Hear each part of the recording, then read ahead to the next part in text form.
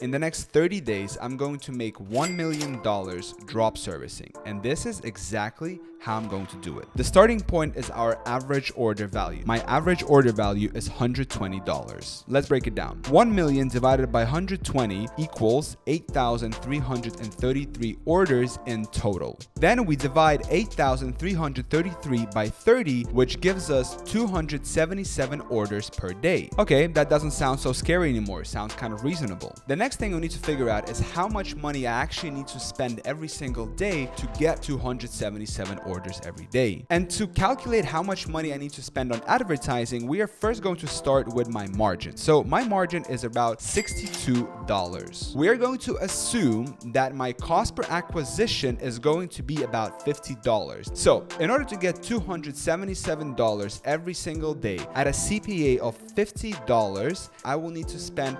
$13,850 every single day on Facebook ads. So if I do manage to get a $50 CPA, I will have a $12 margin. If we multiply $12 by 8,333 orders, we are going to be left with a profit of $99,996. And that is exactly what I'm aiming for. I'm aiming for a 10% profit margin. So if I make $1 million in sales in that month, I'm going to make about $100,000 in profit. Okay, so the numbers make sense, but the question is, what are the chances that I'm going to get a $50 CPA? And I just want to put it out there, there's no guarantee that I'm actually going to get a $50 CPA. That is something that I'm going to be aiming for, but I think I do have great chances for that. And here's the reason why. So the type of product that I'm selling is a gift. It is a custom portrait, and people buy that as a gift for their loved ones. And if we go to Google Trends and we search the keyword gifts, we can see that every single year there is a big spike happening around, you guessed it right, Christmas time. So you can see that right now it is the 28th of September, which means that we are about here with a relative search interest of about 22, according to the historical data. In 1 month time, we are going to be around here. This is going to be end of October, beginning of November. And you can see right here that this is just when the spike is going to start happening.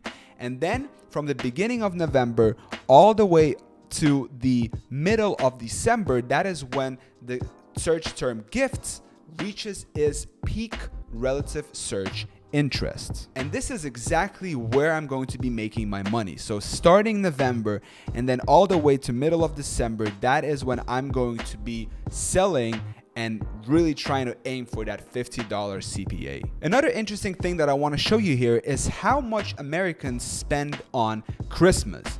And you can see right here that the National Retail Federation found that in 2020, consumers plan to spend an average of $1,000 on gifts and other holiday items. Moreover, according to Business Insider, 2022 is expected to be the first $1 trillion year for online sales. So as you can see, online sales is growing. How much people are spending on Christmas is growing, and also there's going to be a big spike in demand. So taking all that into consideration, I hope that I will be able to get a $50 CPA, which will enable me to make $1 million in sales. However, I do want to be the devil's advocate, and I do want to put it out there that during this Christmas time, this is when all of the businesses are spending money on advertising, on marketing, and this really is going to push the CPAs up. Although there's going to be a very high demand, still there's going to be a lot more competition between advertisers. Lastly, I would suggest you read through this Printful article,